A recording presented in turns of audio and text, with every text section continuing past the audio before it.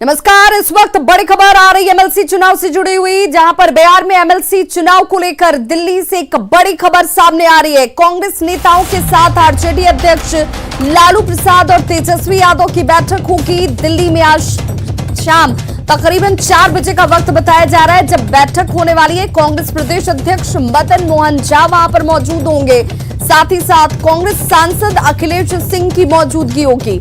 MLC चुनाव में RJD और कांग्रेस के बीच समझौते पर चर्चा इस बैठक में आज होने वाली है।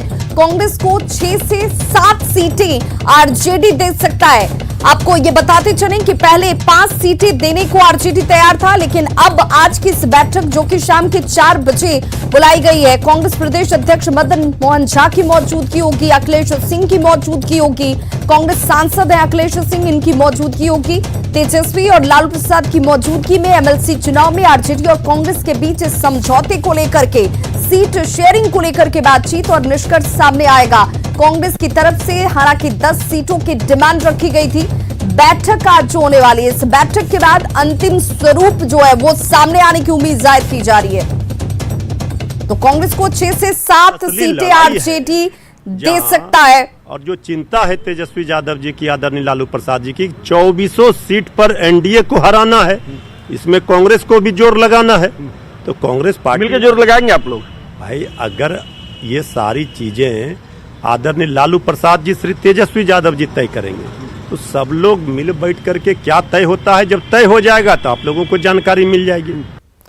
और सहयोगी अमित हमारे साथ इस वक्त ज्यादा जानकारी के साथ फोन लाइन पर जुड़ चुके हैं। अमित, सवाल तो यही कि अगर आज की इस बैठक में सब कुछ तय किया जाना था, मिलजुल कर तय करना था, जेडीयू को, एनडीए को रोकने की कोशिश करनी थी, तो इससे पहले तेजस्वी का बयान जिसमें अकेले अपने दमखम पर चुनाव की बात कर रहे थे।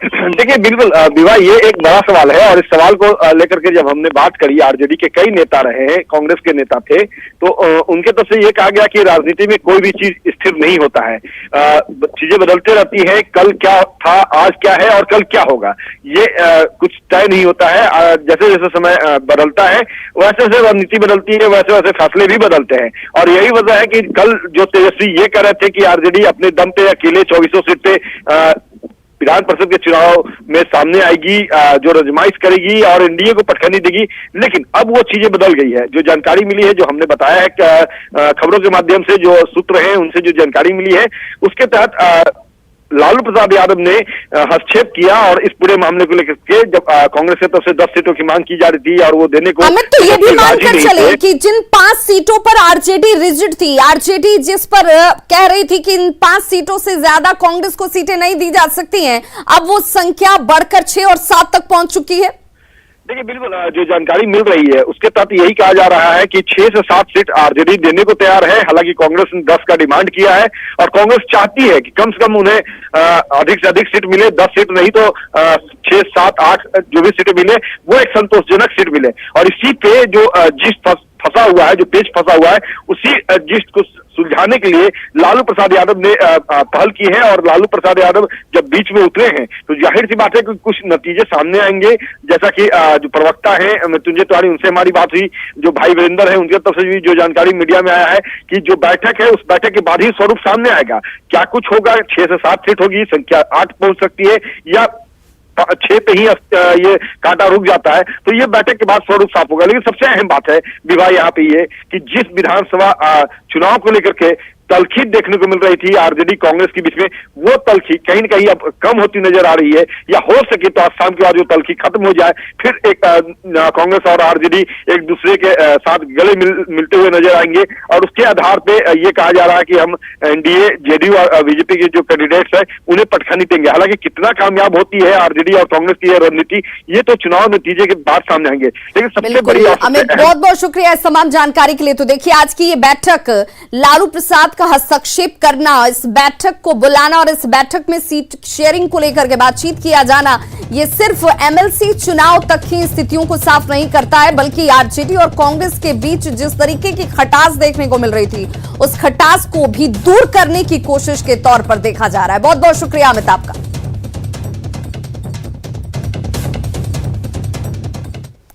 और अब बात खाद के लिए परेशान किसान की। जी हां, छपरा के तरैया में किसान खाद के लिए सुबह 3 बजे से ही कतारों में खड़े हो जाते हैं। और जरा इन तस्वीरों को देखिए, और जब आप इन तस्वीरों को देखेंगे तो आपको समझ में आ पाएगा कि किसान किस कदर परेशान है यूरिया के लिए, खाद के लिए, फसल को बर्बाद होने से बचाने के लिए। क्योंकि सर्दी के बावजूद जिस तरीके की ठंड इस वक्त बिहार में पड़ रही है, उस सर्द रात में ही किसान जो है वो आकर कतारों में खड़े हो जाते हैं इस उम्मीद के साथ कि आज उन्हें खाद मिल पाएगी। सर्दी के बावजूद ये लोग खाद के लिए दुकानों तक पहुंचते हैं। खाद नहीं मिलने से ये किसान परेशान नजर आ रहे हैं। एक्सक्लूसिव तस्वीरें आपके टीवी स्क्रीन पर।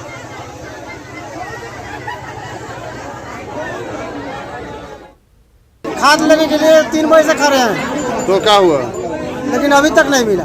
कितना खाद चाहिए? 1 बोरा कम से कम चाहिए, मतलब अभी तो मिल जाता तो काम हो जाता। कितने बजे लाइन में खड़े हैं? आए कितने बजे लाइन में खड़े हैं? 3 बजे से खड़े हैं। 3 बजे सुबह से जी। वहीं छपरा में भी खाद की किल्लत से किसान परेशान हैं। खाद के लिए मढ़ौरा खाद वितरण केंद्र पर किसानों की भारी भीड़ उमड़ गई। तड़के सुबह से लोग खाद वितरण केंद्रों पर डेरा डाले हुए हैं।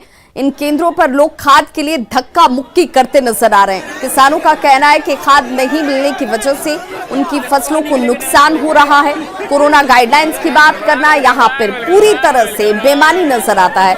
तस्वीरें देखिए किस तरीके से लोग धक्का मुक्की करते दिख रहे हैं। मढ़ौरा खाद वितरण केंद्र की ये तस्वीरें हैं।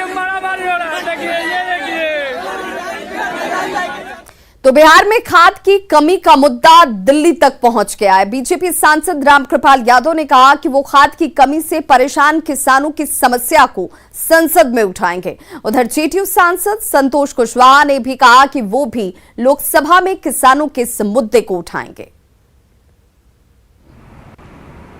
एक्चुअली खाद की समस्या पिछले दिनों भी थी, सरकार ने उसको पूरा किया था। पिछले दिनों हम लोग मिले थे माननीय मंत्री जी से और उनका ध्यान आकृष्ट करवाया था, तो तुरंत कार्रवाई किया था। और फिर इधर किल्लत हो गई है, किसानों को दिक्कत हो रही है। और ख़ासतौर पर मेरे संसदीय क्षेत्र के कई विधानसभा क्षेत्र हैं, तो निश्चित तौर पर आज ही मैं कोशिश करूंगा कि माननीय मंत्री जी से पुनः उनका ध्यान आकृष्ट कराएं, ताकि तत्काल कार्रवाई करके वहाँ किसानों को जो दिक्कत हो रही है खाद का किल्लत, उसे न सिर्फ पटना का बल्कि पूरे बिहार में एक किल्लत है, उसको दूर करने का काम करेगी सरकार। फसल बर्बाद हो रहा है, किसान रोड पे हैं, किसान त्राही कर रहे हैं। किसानों का रोज संवाद आ रहा है, रोज सभी तरफ से फोन आ रहा है कि हम लोगों को यूरिया का सुविधा कराइए। और यूरिया का जो कोटा है वो पूरा नहीं मिल पाने से आज किसान त्रस्त है, परेशान है। इसलिए किसानों की ये बड़ी समस्या है। हम कोशिश करेंगे कि सदन के माध्यम से भी और माननीय मंत्री जी से भी मिलकर इस बात को गंभीरता से रखें, ताकि किसानों की समस्या का निदान हो सके, किसानों को खाद मिल सके। सासाराम में अपराधियों के हौसले बुलंद हैं। यहां बेखौफ अपराधियों ने दरिगांव थानाध्यक्ष दिवाकर कुमार को गोली मारकर घायल कर दिया। अपराधियों ने थानाध्यक्ष दिवाकर कुमार की हथेली में गोली मारी है। घायल थानाध्यक्ष को वाराणसी रेफर किया गया। बताया जा रहा है कि थानाध्यक्ष को सूचना मिली थी कि धन की जामुन के पास कुछ अपराधी ट्रकों से लूटपाट कर रहे हैं। और इसी सूचना पर जब पुलिस की टीम धनु की मोड़ के पास पहुंची तो अपराधियों ने पुलिस पर ही ताबड़तोड़ फायरिंग शुरू कर दी, जिसके बाद यहां भगदड़ मच गई। इसी दौरान गोली थानाध्यक्ष दिवाकर कुमार की हथेली में जा लगी। वारदात के बाद एक अपाचे बाइक छोड़कर तीनों अपराधी यहां से फरार हो गए। वहीं मौके पर एसटीपीओ की अगुवाई में पुलिस की टीम पहुंची हुई है और इस पूरे घटना की जांच की जा रही है। अभी वो ट्रामा सेंटर बनारस भेजा गया है, उनको फर्स्ट एड यहाँ करके सदर हॉस्पिटल से भेजा गया है। हाथ में थोड़ा सा स्टिच करने के लिए वहाँ पर भेजा गया है। कौन सी जगह घटना है? अब आपराधिक वारदात था क्या क्या था यहाँ? कुछ आपराधिक वगैरह था यहाँ? हाँ, आपराधिक वारदात ही थी। लूटपाट की सूचना थी कि किसी लूटपाट कर रहा है, इसी पर आया था। एक अपाची मोटरसाइकिल भी मिली है अपराधियों की। कितने की संख्या अपराधी तो कुछ पता चला है? 3 की संख्या। सासाराम में लगातार आपराधिक वारदात की घटनाएं हो रही है और अपराधियों के हौसले इतने बुलंद है कि थानाध्यक्ष को गोली मार दी जाती है। दिवाकर कुमार जो दरिगांव थानाध्यक्ष हैं उनको यहीं पर गोली लगी है और उनको हाथ के हथेली में गोली लगी है। और यहाँ पर जो पुलिस बल है और जो वरीय पुलिस अधिकारी हैं वो लोग पहुँचे हुए हैं और घटना स्थल का मुआयना कर रहे हैं। पीओ पर ये लोग बने हुए हैं और जाँच कर रहे हैं। चूँकि दरिगांव थाना का इलाका है और राष्ट्रीय राजमार्ग है और NH पर लगातार गाड़ियाँ आती जाती रहती है।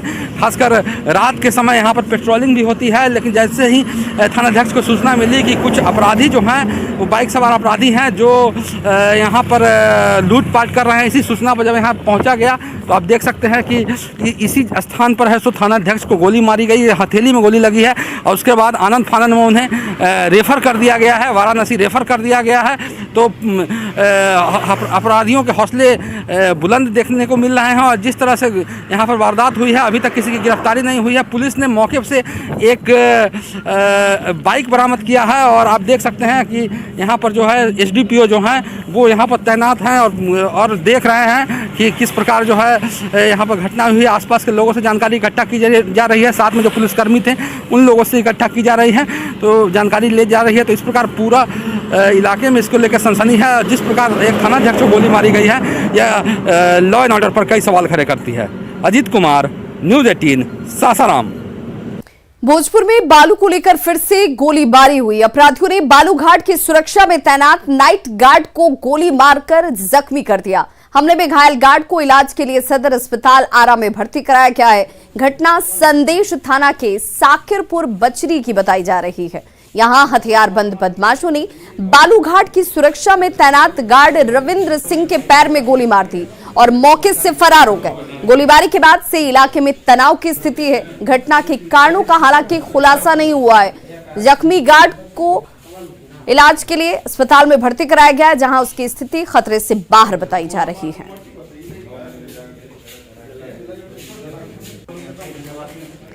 वैशाली के भगवानपुर प्रखंड में वार्ड सचिव के चुनाव में जमकर मारपीट हुई। हुसैना खुर्द पंचायत के वार्ड संख्या 12 की घटना है, जहां पर ग्रामीणों ने वार्ड सदस्य और मुखिया पर मिली भगत का आरोप लगाते हुए जमकर हंगामा किया। और देखिए हंगामे की तस्वीरें एक्सक्लूसिव आप देख पा रहे हैं, जहां पर हंगामा इसलिए किया जा रहा था क्योंकि स्थानीय मुखिया शिव प्रसाद सुमन के भाई सुशील कुमार ने चुनाव का विरोध कर रहे ग्रामीणों पर ही धौंस जमाते हुए उन्हें चुप रहने को कह दिया। इसी बात पर ग्रामीण गुस्सा हो गए। ग्रामीणों के विरोध के बाद मुखिया के भाई ने मारपीट शुरू कर दी।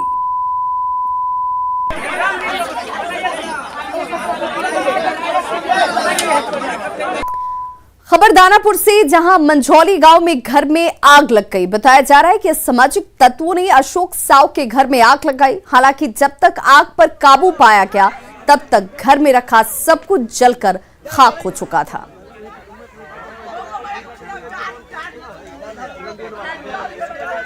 कटिहार में करीब 40 लाख रुपए की विदेशी शराब को जब्त किया गया है। 14 चक्का वाले ट्रक में बांस के नीचे शराब को छिपाकर तस्करी की जा रही थी। कुर्सेला थाना पुलिस ने NH 31 के पास शराब से लदे इस ट्रक को अपने कब्जे में लिया। ट्रक के चालक और खलासी को गिरफ्तार कर फिलहाल पूछताछ की जा रही है। बताया जा रहा है कि असम से खगड़िया में शराब को खपाने का प्रयास किया जा रहा था। तो बिहार में शराबबंदी कानून के लागू होने के बाद भी शराब का अवैध कारोबार लगातार जारी है। बारसोई अनुमंडल के आजम नगर थाना क्षेत्र के बाजितपुर गांव में शराब तस्कर देसी शराब को बना रहे हैं। गांव में जलती हुई भट्टियां पुलिस और शराबबंदी कानून दोनों के दावों की पोल खोल रही हैं, क्योंकि यहां पर भट्टियां मौजूद हैं, शराब बनाई जाती है। पूर्व में शराब कारोबार से जुड़े लोग अभी भी शराब के अवैध कारोबार में शामिल हैं। विपक्षी पार्टियां जिला प्रशासन पर सवालिया निशान खड़े कर रही हैं। में और वर्तमान का जो दृश्य देखा जा रहा है आप लोगों के माध्यम से, ये जो सरकार देसी शराब का जिस तरह से प्रचलन बढ़ रहा है और लोगों का जो मृत्यु हो रहा है पूरे बिहार में, आप देखेंगे रिपोर्ट में तो ये देसी शराब की वजह से हो रहा है। जी, कटिहार जिला अंतर्गत मद्य निषेध के सफल क्रियान्वयन हेतु मद्य निषेध उत्पाद विभाग द्वारा जिला अंतर्गत सभी स्थानों पर लगातार निगरानी की कार्रवाई, छापेमारी की कार्रवाई, गश्ती की कार्रवाई की जा रही है। इसी क्रम में जो हमारा मनिहारी अनुमंडल अंतर्गत जो गंगा नदी से सटे हुए झारखंड का सीमा एवं दियारा क्षेत्र है, वहां पर हमारे नेतृत्व में यह कार्रवाई की गई है। अगली खबर वैशाली से, जहां बिदुपुर थाना क्षेत्र में मिट्टी धंसने से एक महिला की मौके पर ही मौत हो गई। वहीं तीन महिलाएं जो है वो गंभीर रूप से जख्मी बताई जा रही हैं। बताया जा रहा है कि घर निपाई पोते के लिए 20 महिलाएं मिट्टी लाने के लिए गई हुई थी, जहां मिट्टी धंसने से सभी महिलाएं मिट्टी के अंदर दब जाती हैं। घटना बिदुपुर थाना क्षेत्र के मधुरापुर दलित बस्ती की है। सभी महिलाएं लाल मिट्टी लाने के लिए नदी घाट से खुदाई करने के लिए गई हुई थी, जिस दौरान अचानक से ये मिट्टी धंसी। एक महिला की मौत हो गई है इस मिट्टी में दबने की वजह से।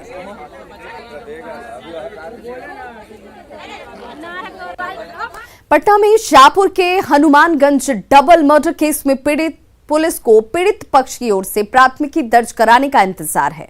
पटना के एसएसपी ने यह कहा कि पुलिस अपने स्तर से जांच कर रही है और जल्द ही इस हत्याकांड की गुत्थी सुलझा ली जाएगी। पुलिस ने इस मामले में गिरफ्तारी का भी दावा किया है।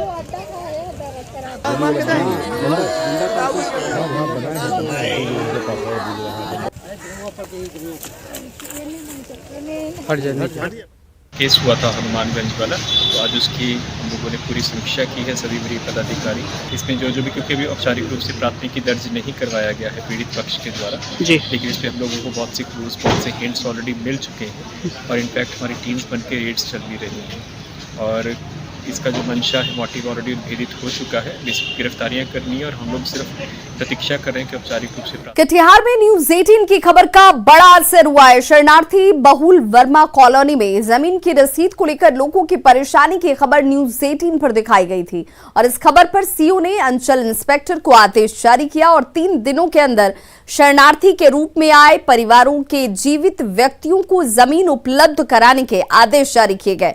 सीओ ने कहा कि जिलाधिकारी के आदेश पर पूरे मामले पर जल्द जांच करवाकर समस्या के समाधान की कोशिश जारी है। उन्होंने अंचल कार्यालय की ओर से किसी से भी रिश्वत मांगने की बात को खारिज कर दिया। कर्मचारी हैं, प्रभार प्राप्त किए हैं, उनको निदेशित कार्यालय के पत्रांक के द्वारा किए हैं। इस पत्र के द्वारा, ये पत्रांक 284/1/22 के द्वारा, कि आप जितने वर्मा कॉलोनी में जिनका खतियान बन गया, जमीन तो सर्वे है पुनर्वास विभाग के नाम पर, राजस्व पुनर्वास विभाग के नाम पर, तो उनको निर्देशित किया गया कि जो खतियान उन लोगों के नाम पर बना है वर्मा लाभार्थी का, तो उसके जो जीवित हैं उनके नाम पर प्रस्ताव दें लगान निर्धारण का, ताकि उनके पक्ष में रसीद कटे और सरकार को कुछ राजस्व की प्राप्ति हो। और कर्मचारी को व्यक्तिगत भी रूप से हमने कहा इसमें अपनी व्यक्तिगत रुचि लेके हमको 3 दिनों के अंदर प्रस्ताव दें। सहरसा और खगड़िया की सीमा तटबंध के अंदर बसे लोगों के लिए जल्द ही एक पीपा पुल का निर्माण होगा। राजनपुर घोसम घाट पर बने चचरी पुल का निरीक्षण खुद जिलाधिकारी ने किया और पीपा पुल बनाने का भरोसा दिया। अगर पीपा पुल का निर्माण यहां होता है तो सहरसा, खगड़िया और दरभंगा का बाजार इससे सीधे जुड़ जाएगा। देखिए कि एक बहुत बड़ी जनसंख्या हमारी नदी के उस पार रह रही है, जिसका मात्र ये साधन चचरी पुल है, जिस पे साइकिल से या मोटरसाइकिल से आ सकते हैं। कहीं किसी को उधर ज़्यादा बड़ी समस्या हो, जिसको गाड़ी से लाने की आवश्यकता हो, तो एक बड़ी समस्या पैदा हो सकती है। आवागमन का एक उपयुक्त साधन नहीं होना एक प्रथम दृष्टता ये दिखा। उसके बाद अपनी टीम को ऑर्डर किए, हमारी सिमरी बख्तियारपुर की एसडीएम महोदया, executive engineer RCD, flood division और पुल निर्माण के हमारे इंजीनियर्स। नगर पंचायत की पहल से गंदे तालाब की तस्वीर बदल गई। जहां लोग जाने से बचते थे, अब वो तालाब लोगों को अपनी ओर खुद ब खुद आकर्षित कर रहा है। देखिए राजीव रंजन विमल की रिपोर्ट।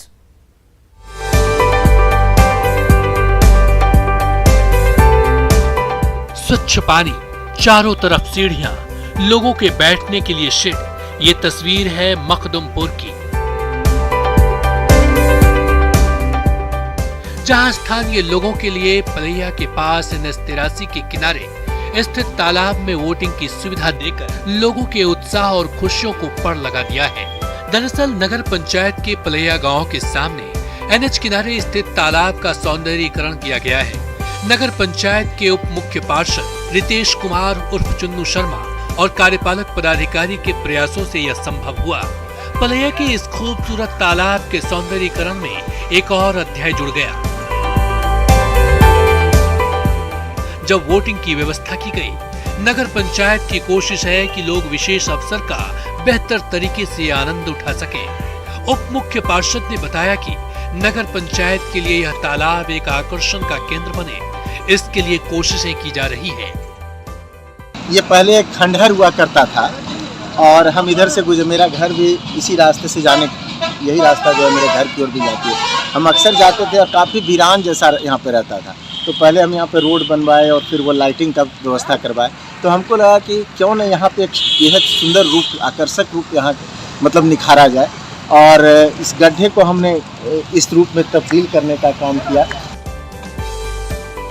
तालाब के सौंदर्यीकरण के लिए और भी काम होना बाकी है। शीघ्र ही तालाब को और खूबसूरत रूप दिया जाएगा। कोरोना गाइडलाइंस की वजह से आम जन के प्रवेश पर रोक है, लेकिन स्थानीय लोग वोटिंग का आनंद लेने हर दिन पहुंच रहे हैं। तालाब में वोटिंग की सुविधाएं और बढ़ाई जाएगी। सभी किनारों का पक्कीकरण कराने के लिए संबंधित विभागों से संपर्क किया जा रहा है। तालाब के किनारे LED टीवी की भी व्यवस्था है, जिससे प्राचीन काल की धरोहरों, मूर्तियों और तस्वीरों को स्क्रीन पर डिस्प्ले किया जाएगा। कुल मिलाकर तालाब की सुंदर व्यवस्था पर्यटकों को आकर्षित कर रहा है। कुछ बेहतर करने की चाहत हो तो विपरीत परिस्थितियों में भी तस्वीर बदली जा सकती है। ऐसा ही कुछ करके दिखाया है पलिया में मखदूमपुर नगर पंचायत में। कुछ दिन पहले तक इस तालाब में लोग आने से कतराते थे, लेकिन अब सौंदर्यीकरण के बाद यह पर्यटकों के लिए आकर्षण का केंद्र बना हुआ है। राजीव रंजन विमल, न्यूज़ 18 जहानाबाद। तो खबरों का सिलसिला लगातार जारी है, आप देखते रहिए न्यूज़ 18 बिहार झारखंड। सुगंध, रंग,